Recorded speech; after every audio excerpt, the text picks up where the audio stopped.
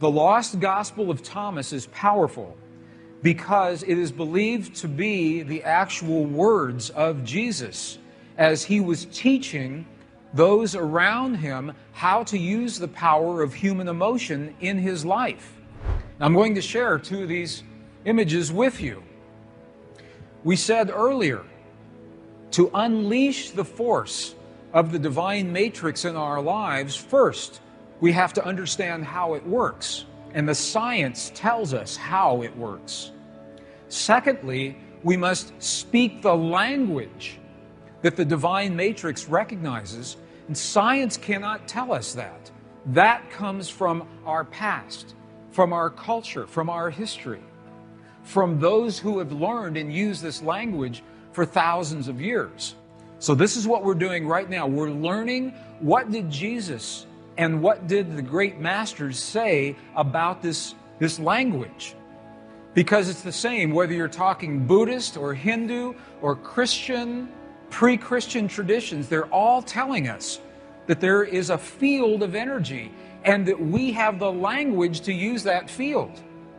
This is an actual page out of the Gospel of Thomas. So we know that this ancient gospel actually existed. And you can see some of the letters. These are Greek letters. You can actually read some of, if you know Greek, you can see some of the Greek letters right here.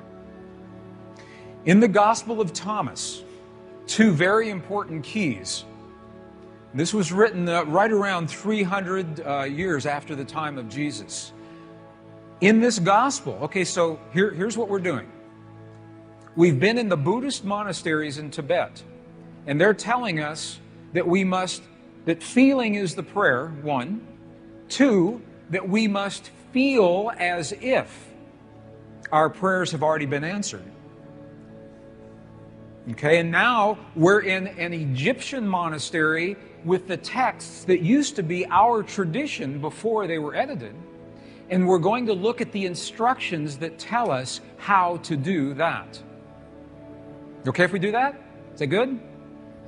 Okay. Gospel of Thomas. If you have a copy of the Gospel of Thomas, this is verse 106, translated from the Nag Hammadi Library. And if you do not have a copy, it's in our books, and you can go to any library and pick this up. Verse 106. Look at what the Lost Gospel of Thomas says. It says, when you make the two, thought and emotion, one. So the Gospel of Thomas is talking about thought and emotion. It's saying when you make your thought and your emotion one, look at what happens. You will say to the mountain, mountain, move away, and the mountain will move away. It's saying that when you can marry your thought and your emotion into one single potent force, that is when you have the power to speak. Let's go back to the Gospel of Thomas, another verse. Now this is verse 48. It says almost the same thing. This was so important that it was recorded at least 3 different times in the same gospel. Look at what this says. If the two make peace with each other in this one house. When Jesus is talking about the house or the temple, what is he talking about? What is he talking about? Precisely you. You are the house. You are the temple. If the two make peace with each other in this house, if thought and emotion become one, if they make peace with each other in this house, look what happens. They will say to the mountain, move away, and it will move away. He's telling us again, in a completely different verse, how powerful it is to marry thought and emotion. But they still haven't told us how. How do you do this? That's the next piece. In the early Christian Bible, your Bible today, there is a passage. How many have heard, ask and ye shall receive? Have you heard that before? Ask and you shall receive. Have you heard that? I know people that ask and ask and ask and nothing happens. Because the asking is not done with the voice.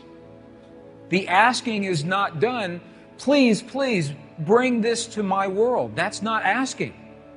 To ask, we must speak to the field, to the divine matrix, in the language that the field recognizes. And a language that's meaningful. The field doesn't recognize our voice, it recognizes the power of our heart.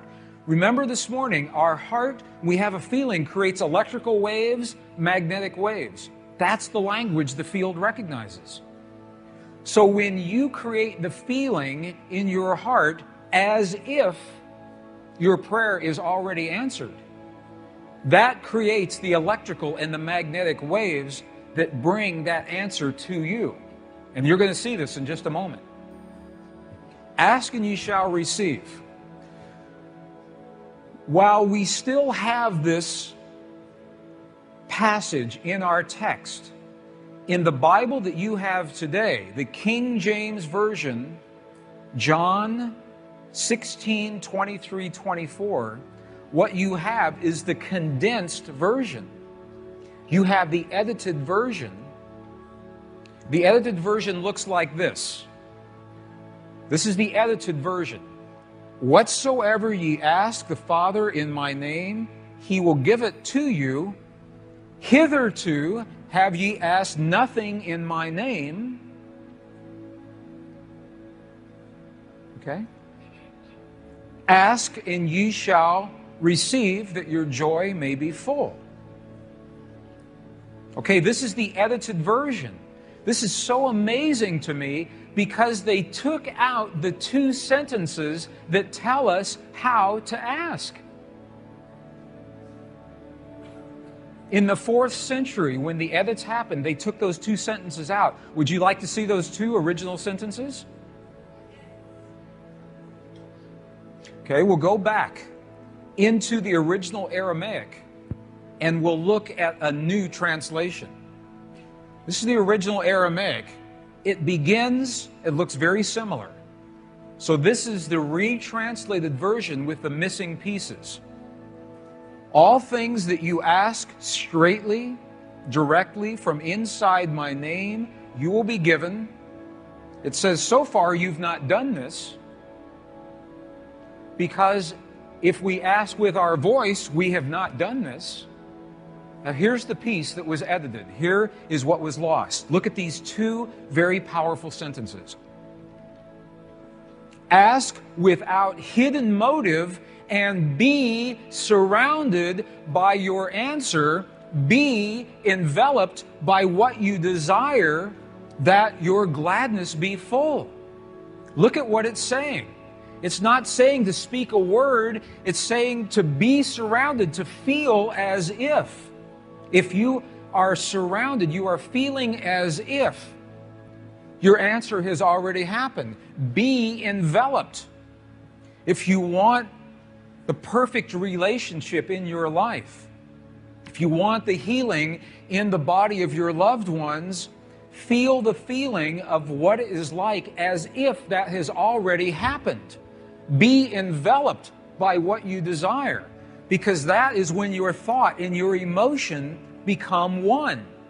You think the thought of the healing in your loved ones, and you feel the love of that thought. They become one, and that is the language that this field recognizes. Does that make sense? Are you okay with that?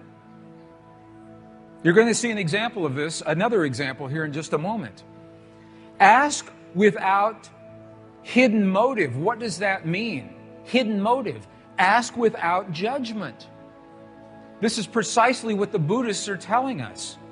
Ask without the judgment of the right or the wrong or the good or the bad. Ask without the ego. Ask from the heart.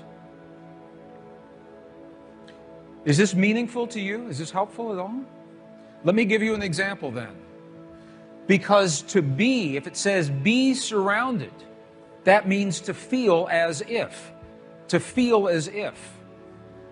Now, if that sounds too religious, because it's from the Bible, we spoke this morning about Neville. the philosopher Neville early in the 20th century. His book, The Power of Awareness. Look at what he says. It's the same thing. Neville says, you must make your future dream a present fact now by assuming the feeling of your wish fulfilled to come from the place that it's already happened. Now, this is what those practitioners did with that cancerous tumor. I want to just elaborate on this a little bit. When those practitioners healed the woman with her tumor this morning, they did not judge the cancer as wrong or bad or right or good. There was no judgment. They accept that tumor as a possibility, one of many possibilities, because in the quantum world, all things are possible. So they didn't say, bad cancer, you must go away. Or we're going to operate on you, or we're going to use radiation on you. They didn't do that. They accepted the cancer as it was, without hidden motive, without judgment. And they said, now we're going to choose a new reality by assuming the feeling as if the woman is already healed. So what they did was they felt the feeling as if the woman was fully healed, fully enabled, fully capacitated, already happened. And the chant that they were using, wasa, wasa, loosely translates into the words, already done. Already done. And then when they got excited, they said, mate, means now, now, now. Not a year from now, not a month from now, not 5 minutes from now. Now, in the quantum world, now. And her body responded. It must. Physical reality must respond to the language that it understands.